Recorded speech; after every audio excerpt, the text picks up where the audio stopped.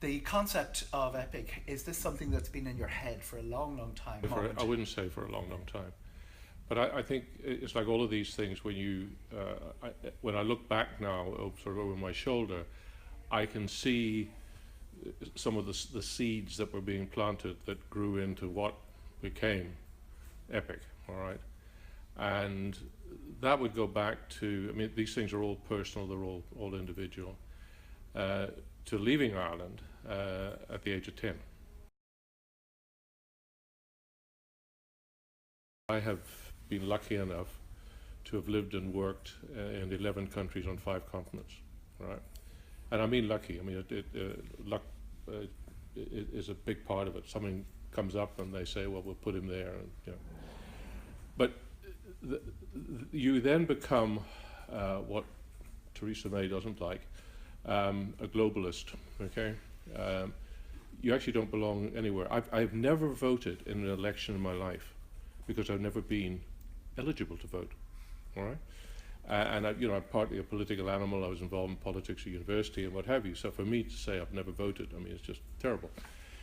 But that gives you a very different perspective. It changes you in many, many ways. The roots were always Irish, obviously because of my family, partly reinforced by sport, love of rugby, following Irish rugby. I mean, there are little things that connect. We did keep coming back, but not that often. But there's always been a big expatriate Irish community. Most of the places, or where it's not large, you pick up the perception, the different perception that people have about Irish people. And I think that's at the core of the whole thing.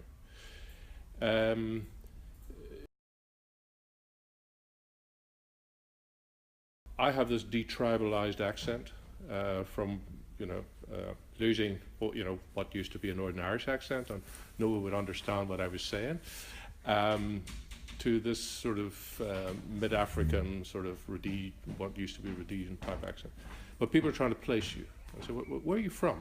And the moment you say Ireland, oh, you're Irish. Oh, there is a very positive view of being Irish. There's a differentiation that I didn't believe people in Ireland understood, right? And that I was seeing that positioned me, the moment I said I was Irish, positioned me completely differently. If I had said, with due respect to the English, I'm English, I said, oh, you're English, yes, well, I thought you might have been, that's it. But Ireland is, I've got particularly in the United States, for example, where I've worked for quite a considerable amount of time. Oh yes, I've got a grandfather who came from Corry, or they know it. They also had maybe some German ancestry, but they don't know anything about that. Just somehow or other, there's a connectivity. I guess epic came out of that. It was also, what do we do with the building? All right, and I mean, this was a building. This was not what I intended to buy. Okay, I was looking for real estate. I bid on a couple of office spaces, which are nice and easy. It was not because I'm Irish, but because I believed that Ireland was going to be the one that was going to come out, and it was the best place in the world to invest at that time, which it was. But then saw this place and fell in love with it. And I suppose, again, it's another seed, because the historic nature of it, etc., what captures you, apart from, of course, the actual building itself and the like. And the vaults were then a part of that as well. So then you marry the vaults and the history of this building together. You say, what do we do with the vaults? One of the things that enabled me to buy it at a reasonable price, because other people didn't bid, because they didn't know what to do with the vaults. There was no economic value to the vaults in terms of other people's calculations. And I felt that there was, sometimes there's a penny that drops. You wake up one morning and say, and you don't know where it comes from in your mind, but I'm trying to say the seeds, and I say, you know what, we've got to tell the story of the Irish that left. I was one of them. And I came across so many Irish people who've been successful, and I said, why and how? And you know, the Irish have a disproportionate influence in the world to the size of the society and the country. The world of Coke would have been part of it, because actually I knew and understood that. This is obviously in a way different, but I did have knowledge of what could be done and how you could excite people around things. It's show business. Yeah, it's show business, absolutely. And look, I'm not a professional marketeer, but you know, I've been in the marketing world, so you know, these things click for me. Definitely an analogy, because you've been to the world of Coke. The history is told.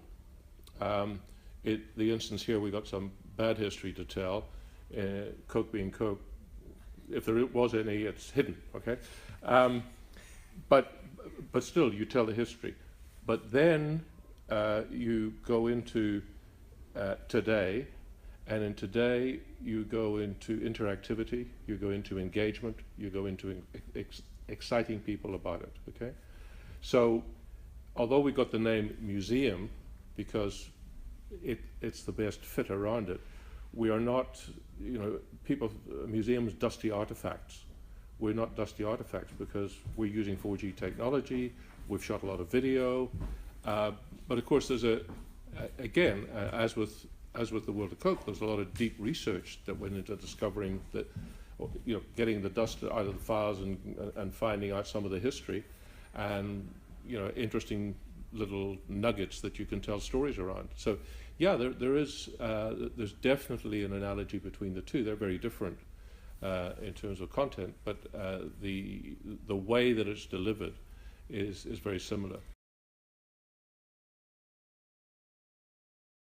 People didn't understand the level of contribution that Ireland was making in the world overall. Now that's a big statement, and I'm not trying to be the person who positions Ireland, but there was a reality there that was not being captured in the right way, and that's where it came together and saying, I need to tell the story of the diaspora, the success of the Irish, and we could have included the success of people who are still living within Ireland. For example, we don't have U2, we don't have Bono, because they didn't live outside Ireland. People actually, we get criticised for that, but you know, I think they're well represented anyway. It's just the whole diaspora piece that's not. The more I got into it, the more I got energized by it, because I discovered things I didn't know. Well, I think first of all we underestimated the startup time in terms of getting noticed on playing on the pitch, all right, and that as we go back, I think we were overly optimistic about that, and we've realized that now. There's a lot of shoe leather to be, you know, worn off to get noticed, and now we're about to hit a record day today. You annualize it because, you know, we're on the upward trend. For certainly 100, probably 120, we're now pacing.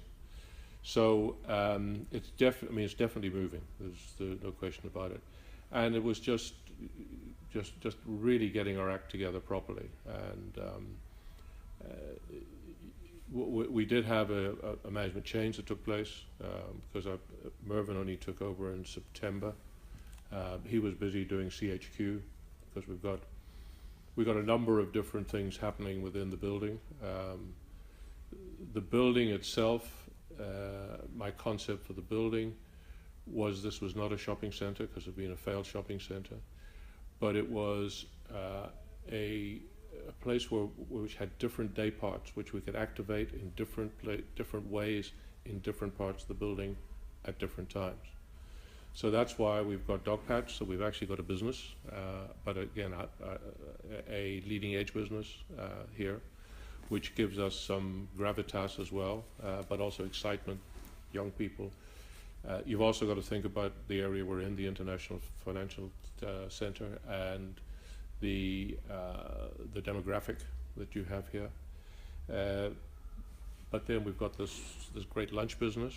Now we don't run it. There are all other entrepreneurs who run it, but we do the wraparound. We put in the fastest Wi-Fi in Ireland. I mean, they were doing 300 lunches a day when we took the building over in August, August the 13th. We're now doing 2,500. In fact, we can't cope. We're just so busy. Definitely an analogy, because you've been to the world of Coke. The history is told. The instance here, we got some bad history to tell. Coke being Coke, if there was any, it's hidden. Okay, but still, you tell the history. But then you go into today, and in today you go into interactivity, you go into engagement, you go into exciting people about it. Okay, so although we got the name museum because it's the best fit around it, we are not, museums, dusty artifacts.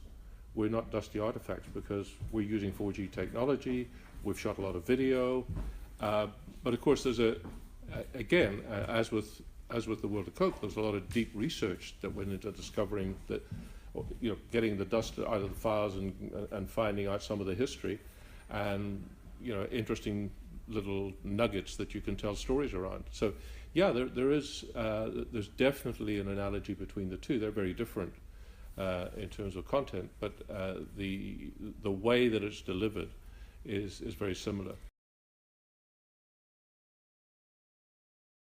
We actually thought that Epic would be driving traffic into CHQ. We actually have succeeded with CHQ quicker than we thought we would, and Epic's been slower. So from my standpoint, there's a reasonable balance here, and this has now become more of a place to come to. We've got an events business. We just had an orchestra playing here one evening.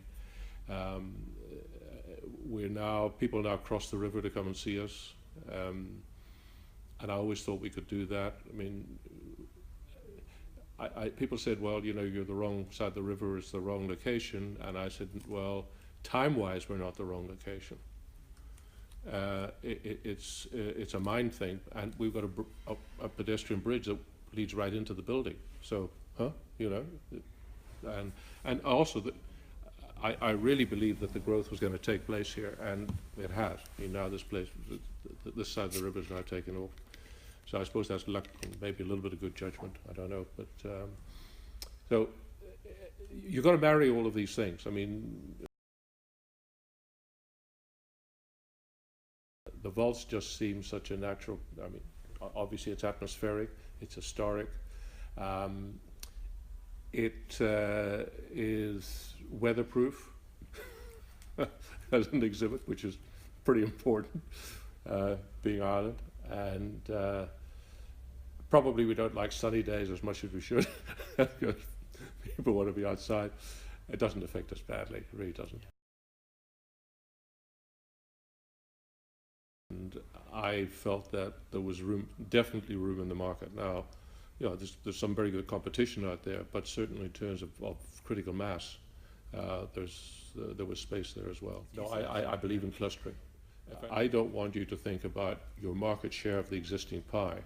I want you to think about how much bigger can we make the pie, and we're the key part of building the pie.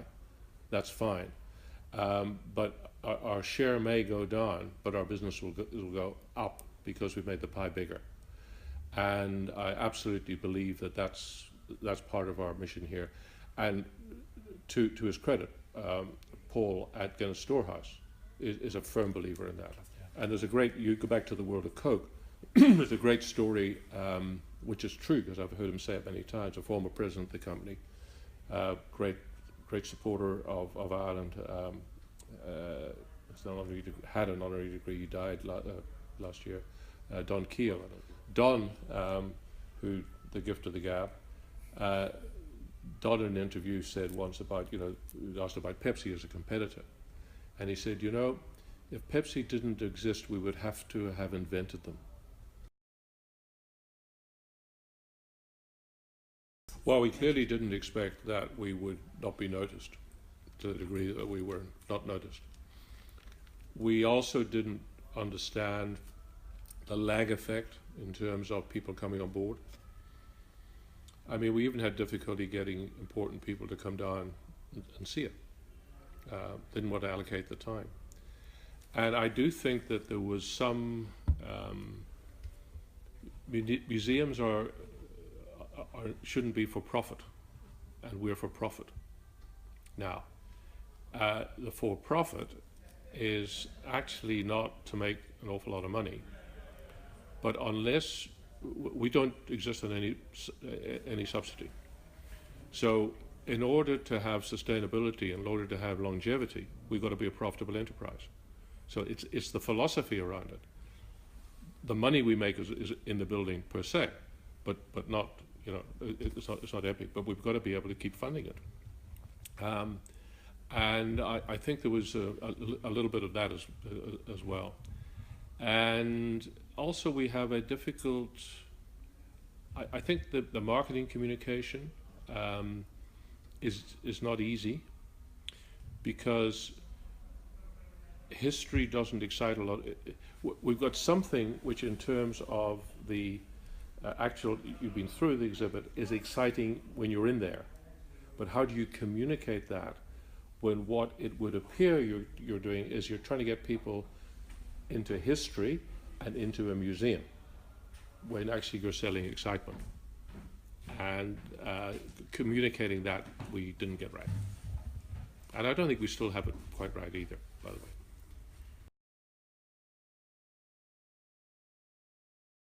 I think more than anything else, it's the businesses that I managed to build, and the people, because I was very lucky in doing the opening of the Soviet Union and all of those things, and the turnarounds, and the people that I managed to develop and work with. Because if you don't enjoy the people you're working with, and you don't feel happy every day when you go to work, give it up, do something else. And I had 43 great years. So not everyone was perfect, but I had 43 great years. Thank you very much, Neville. Okay, my pleasure.